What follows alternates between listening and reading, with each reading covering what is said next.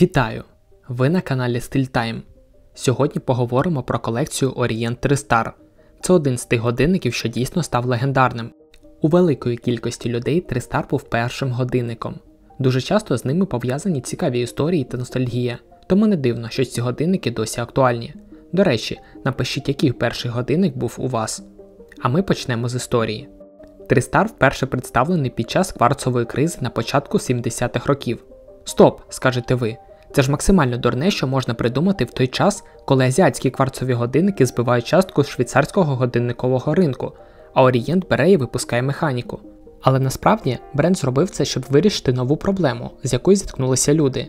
В 70-80-х роках багато людей у країнах, що розвиваються, часто не мали доступу до кварцових годинників і відповідних акумуляторів, або не могли дозволити собі придбати їх.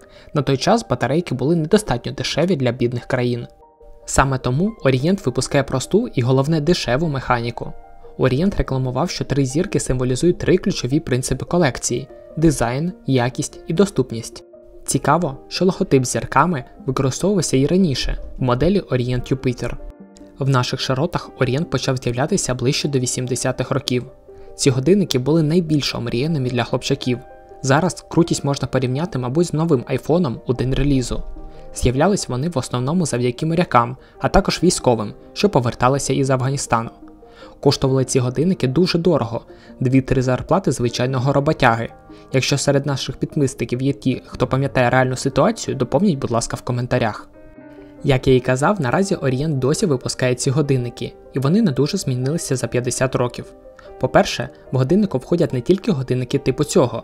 Є серія Altair з додатковим функціоналом у вигляді дня-тижня та 24-годинного формат часу.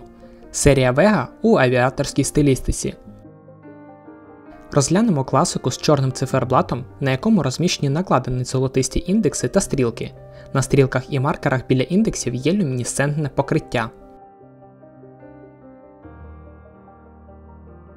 Справа традиційно вікно з індикацією дати до дня тижня.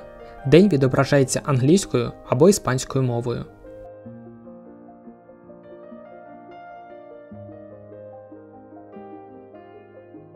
Логотип бренда зверху, знизу логотип TriStar Crystal та кількість каменів в механізмі. Тут стоїть механічний калібр F49 з 21 каменем.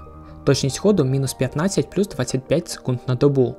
Мінуси – це відсутність ручного заводу і стоп-секунди. Циферблат захищає мінеральне скло. Корпус із нержавіючої сталі з золотистим покриттям. Діаметр 37 мм, товщина 11 мм.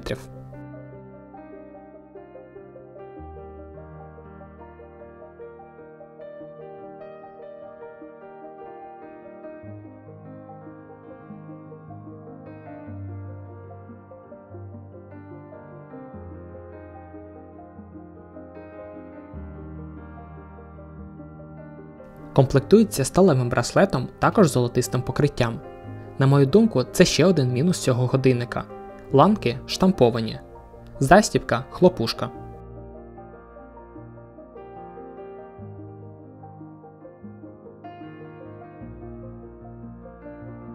А ось задня кришка загвинчується. На ній зазначені характеристики.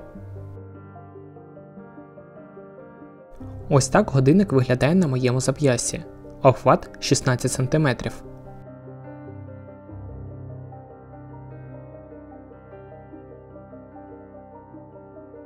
Ну і ціна. Наразі ця модель коштує менше $170. Тобто це все ще один із найбюджетніших варіантів механіки. Із альтернативи можна розглянути класичні Seiko 5. Ціни на них починаються з цього ж діапазону. Усі посилання залишаю в описі. Дякую за перегляд. До нових зустрічей!